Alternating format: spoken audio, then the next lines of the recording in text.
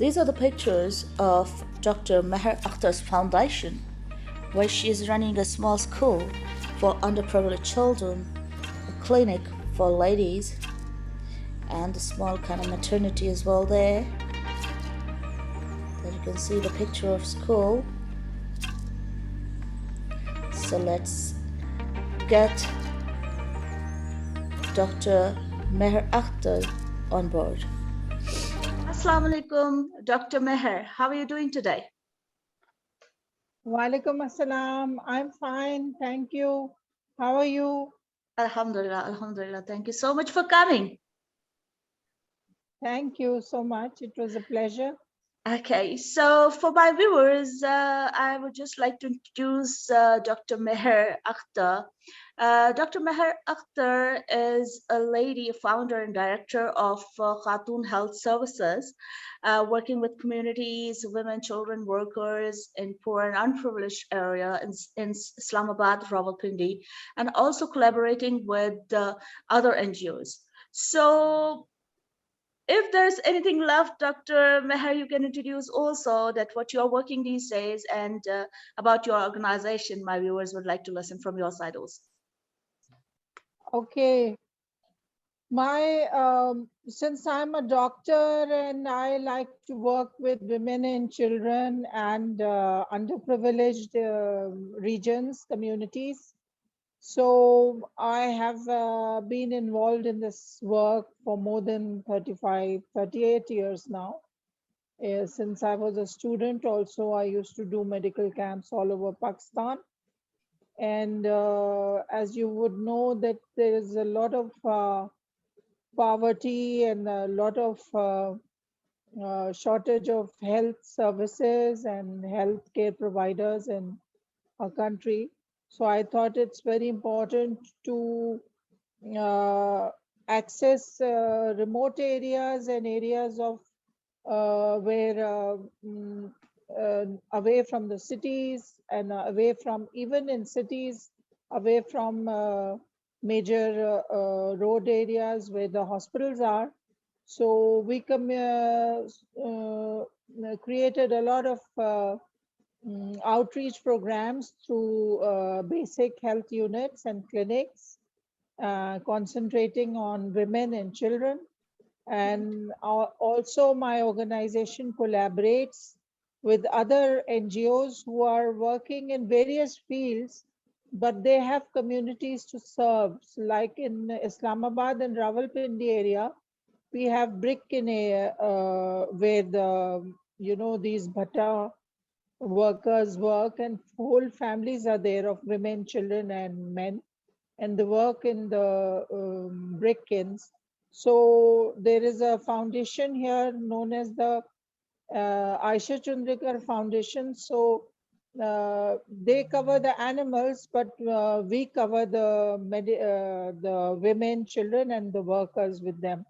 And then there are various schools with children, underprivileged schools, working under trusts and communities. So we do medical health clinics regularly for those children also.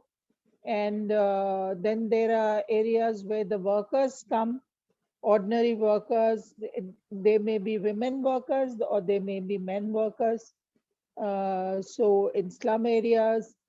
And now, since I'm based in Islamabad, so I'm concentrating on areas around Islamabad. And even we have an outreach in Murray also. And recently I have collaborated as a medical specialist and monitoring and evaluation we have set up a school clinic for women and children in Nagar area, which is a very remote area, mountainous, hilly area, which is very remote.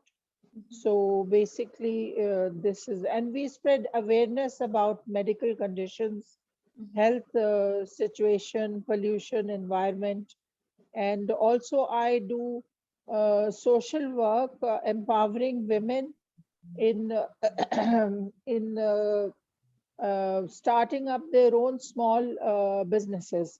like poultry, like dairy, and like upskilling or skilling them for with the computer languages and computers and data provisions, and also skilling them with the cutting, sewing, because that's very popular. You know how Yes, ladies are, they always want clothes. So if the girls, young girls, if after the schooling they learn to, and even ladies who are at home, if they learn to, so then we provide them with skill training also, and we have set up small training centers also, and there we are empowering them with the tailoring and setting up their own businesses.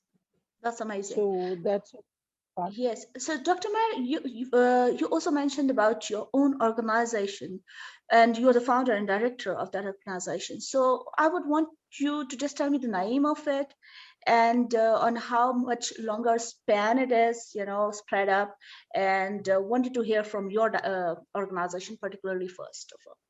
Okay, my organization is Khatoon Health Services. Khatoon means a lady in Urdu.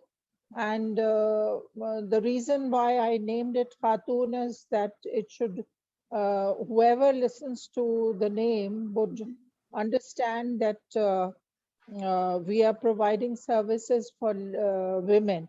But then you know that women and children go together. Yes. So my main aim was about the organization.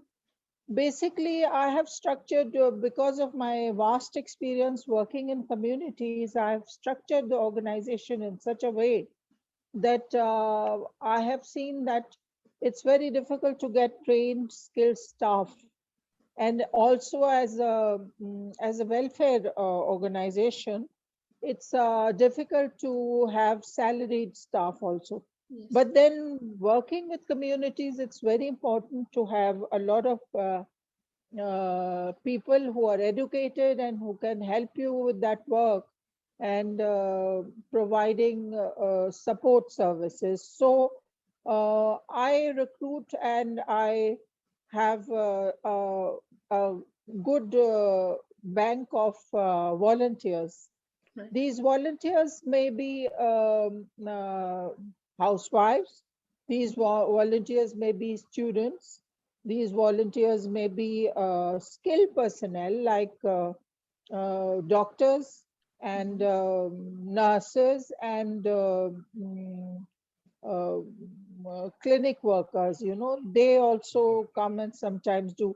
You would be surprised that working with the ACF Foundation, the veterinary doctors also, because they are skilled with medicine, and so they also come in sort of, if I need somebody to dispense the medicines with me Mhm. while I'm seeing the patients, or the doctors are seeing the patients. Right. So they also help. So in this, the focus is also that providing other people also awareness about health, because health is in a holistic uh, uh, field. It's not just about eating medicines or providing medicines or operations and things like that.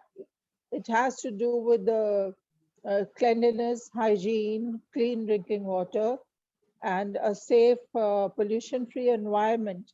So when these volunteers and other workers, they come to me, I train them also in other, other skills also, how to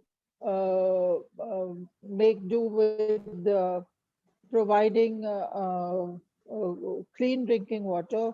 What are the methods of providing clean drinking water? What sources you can tap into, and how you can safely, because in the floods in Pakistan, 2010, we had a very massive biblical floods in Pakistan. The whole of Pakistan from north to south was devastated. Oh. So there were new methods in,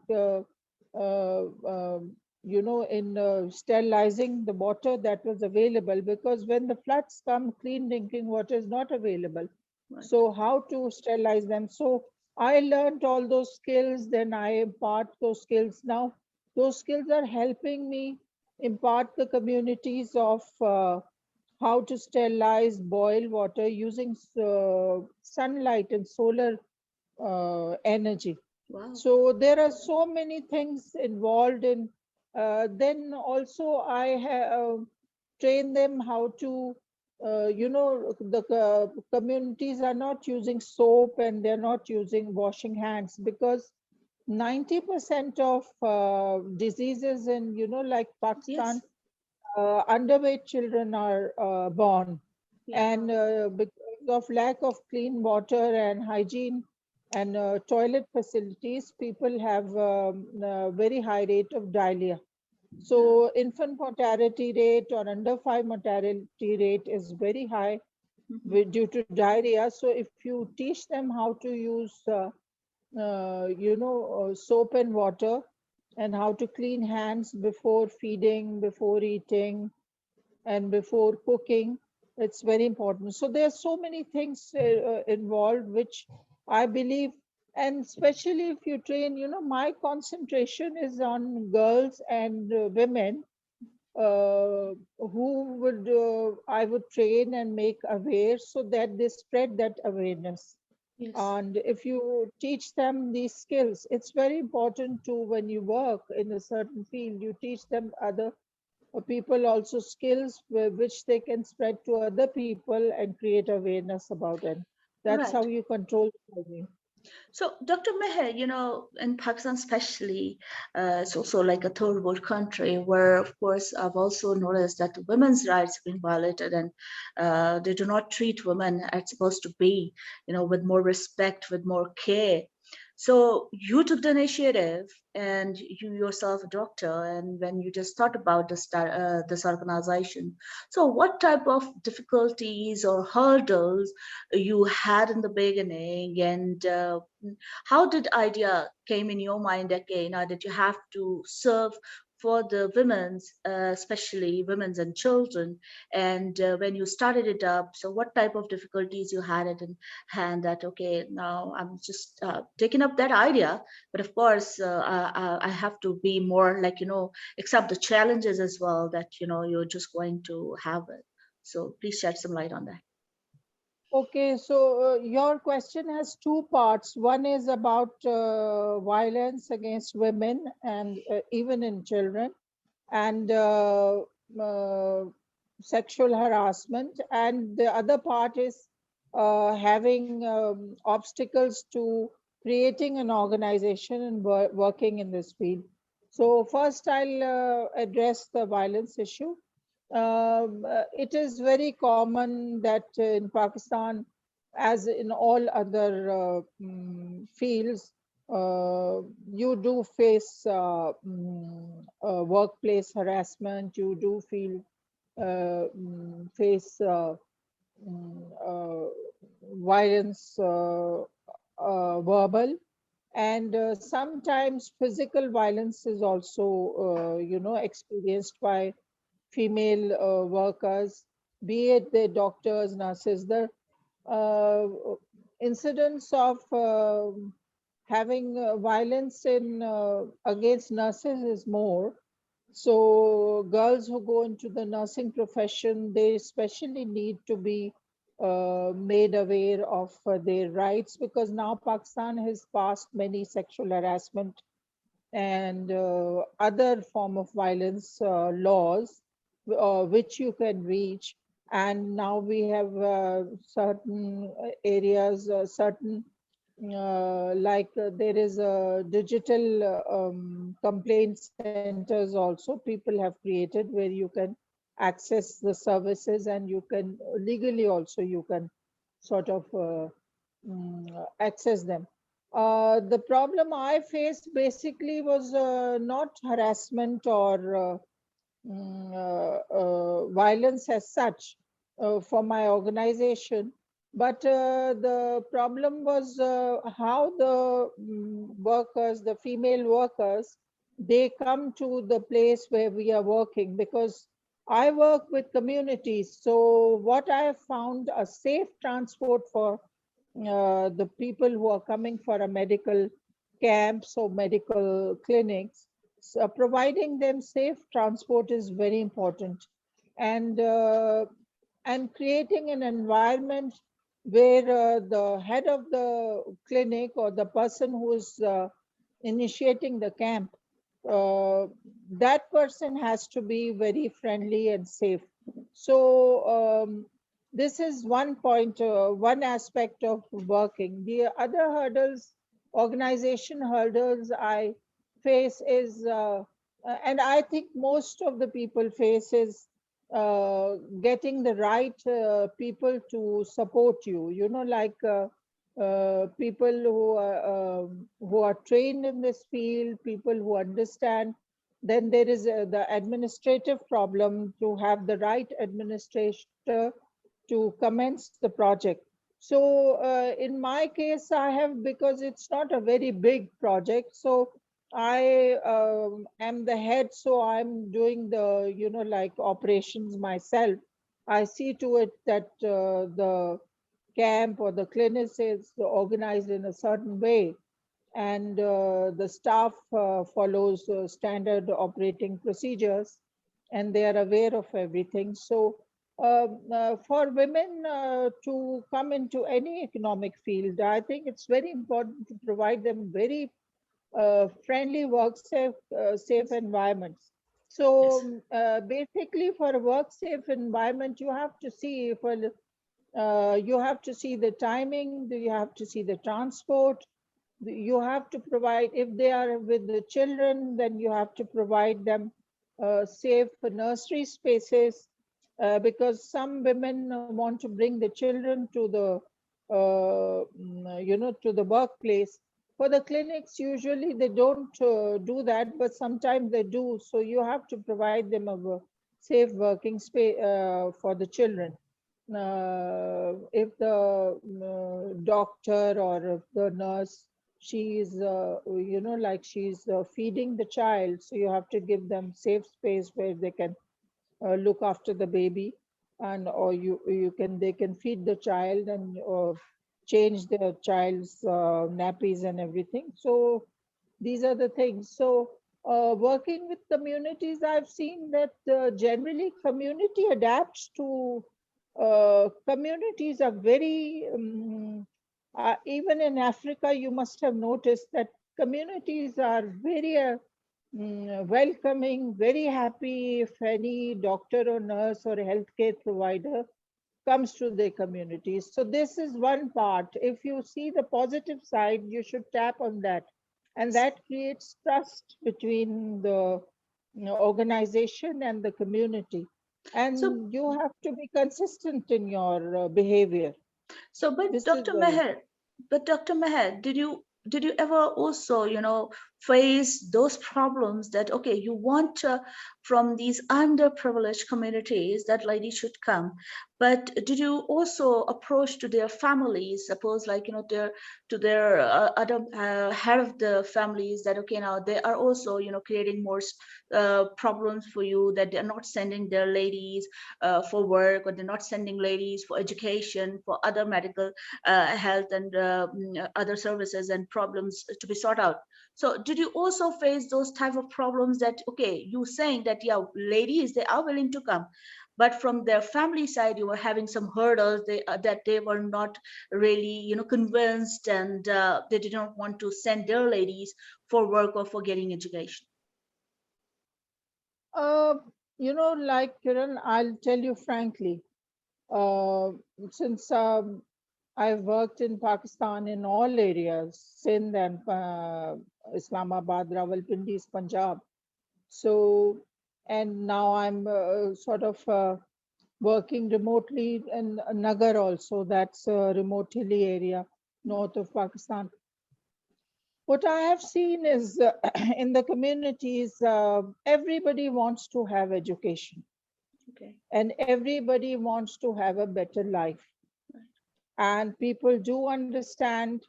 I don't know about situation in Africa, but I think even in Africa, it's the same situation Yes, as in Asia. obviously. People now the people have understood. Now, from what the conditions in our country were about, you could say 30 years back, people were more less aware of benefits of education and health, Yes. and they did not understand basically and benefits of vaccination and safe antenatal care and safe delivery. Mm. Safe delivery is very important because Yes. more than 50% of births in Pakistan are uh, home deliveries. So over the years, what we experienced, we trained uh, traditional birth attendants. I've myself trained several traditional birth attendants, and we uh, taught them how to use sterilized equipment, what basic equipment, because before they were using knives, now they use sterilized blades to cut the cord. We have cord clamp, cord tie, which is sterilized. Mhm. They are now using sterilized cotton wool for the, and how to dispose of the placenta and all that. So for the past 30 years, I've seen there's a huge difference between access to healthcare. People are aware, the communities now are aware. The problem lies in the fact that for girls to access education and go to school is the school dropout rate in Pakistan is very high, Mm. even for girls. But now I've seen even in remote areas like Azad Kashmir, Neelam Valley, and upper areas, if you have, or like Nagar, in Nagar, they have opened a very good, huge school, and people are coming in the communities. There are 2,500 uh, community people are sending the children to that one school, and they're providing world-class education because they have collaborated with schools in England. So basically, I think, Kiran, now people are aware of access to education, how education improves their lives. But the problem is transport. Yeah. The problem is uh, providing them good education, schools, colleges. Girls want to become nurses. If we now we have very nice nursing schools, Akhan has contributed to a huge nursing school. Before we have the government, most of the government hospitals, large institutions provided nursing schools, but now we have private institution. We have, I think Shaukat Khanam has also a huge nursing program. Mhm. Indus Hospital has a very good nursing program in Karachi. Then the Khan. Then there are other Aptabad hospital, that's a government hospital. They have a very good nursing program, both for women and males and females.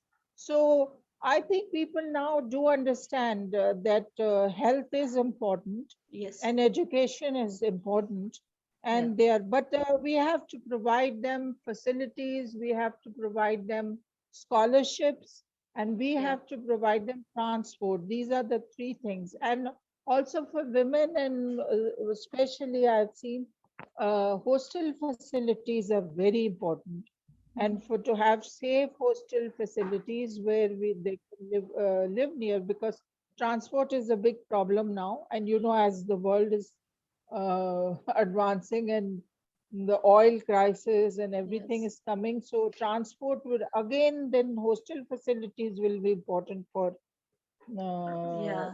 students I would and agree so. with you, Dr. Meher, that economic conditions are really not friendly for us to work efficiently. So, in regards for your organization, what do you think that for generating the funds and like financial aid, who are supporting your organization, and how the work manageability going on? That how do you manage, and things are going fine for your organization? Yes. For my organization, my funding because I collaborate a lot with other organizations. So I've made my organization, it's different and unique in a way that I am collaborating with other partners. Okay. So my some places they provide me the place, and they provide me the their staff. Like we have trained in the schools I go, I have trained the school staff. One of the school staff, whether it's from the office or the teacher, she helps us. So that part of organization is solved. I don't need funds for that. Then the other part is providing medicines, because I do provide free medicines. So for free medicines, some organizations, they also, like ACF Foundation and Saya School, and a part of the other two organizations and schools I'm working, they do provide free medicines also. So for that purpose, I don't need much funds for that. The Because I don't have many permanent staff, I usually have volunteers. So for my volunteers, it's not they do not, except for a good cup of tea, they don't really need funds. So the medicines I provide, and maybe sometimes I provide or contraceptive devices, or family planning medicines. So for that, I need certain funds, Right. and that I manage from donors from my family and certain friends and myself, All right. and we pool in. So, but for funding, I would always tell that, whenever you make a small organization, always understand that funding is a major part of Yes. any organization.